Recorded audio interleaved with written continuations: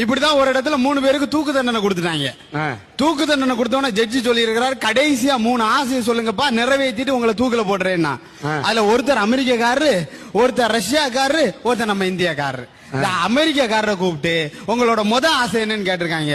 அவர் சொல்லி இருக்கிறாரு, உலகத்திலே உயர்ந்த மதுபானம் எனக்கு வேணும்னு குடிக்க கொடுத்திருக்காங்க. அடுத்த ஆசை என்னன்னு கேட்டிருக்காரு, உலகத்திலே சிறந்த சாப்பாடு எனக்கு வேணும்னு சொல்லி இருக்கிறாரு, அதுவும் கொடுத்திருக்காங்க.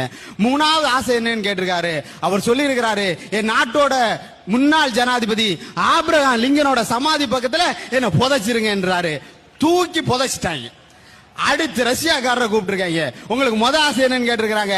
அவர் சொல்லி இருக்கிறாரு, உலகத்தையே பிளைட்ல ஒரு தடவை சுத்தி வரணும்னு கூட்டிட்டு போய் காட்டினாங்க.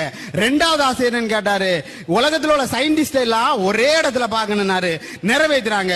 3வது ஆசை என்னன்னு கேட்டாரு, என்னோட புரட்சியாளன் லெனினுக்கு கல்லறை பக்கத்துல என்ன புதைச்சிருங்கன்னாரு, புதைச்சிட்டாங்க. 3வது நம்ம ஆளை கூப்பிட்டாங்க. வந்தாரு இந்தியாக்காரர், வந்து நீதிபதி முன்னாடி நின்னாரு. நீதிபதி கேட்டாரு, உன்னோட ஆசை என்னப்பான்னு. அவர் சொன்னாரு, சீசன் மாம்பழம் ஒரு கூட நிறைய வேணும்னு. அது அக்டோபர் மாசம், மே மாசம் தான் சீசன் மாம்பழம். அவர் சொன்னாரு, 6 மாசம் கிடைக்கப்பா அப்படின்னு. நீதிபதி அவர் சொன்னாரு, ஒண்ணு அவசரம் இல்லை, ஒண்ணு அவசரமே இல்ல, உங்களுக்கு எப்போ வசதியோ அப்ப வாங்கி கொடுங்க என்ன. 6 மாசம் கழிச்சாலும் சரி, 6 வருஷம் கழிச்சாலும் சரி, வேண்டியது மாம்பழம் வாங்கி கொடுத்துட்டாங்க. 2வது கூட்டிட்டு வந்தாரு. 2வது ஆசை என்னன்னு கேட்டாரு, உச்சி குளிர்ல ஊட்டிக்கு ஒரு உல்லாச பயணம் போகணும்னாரு.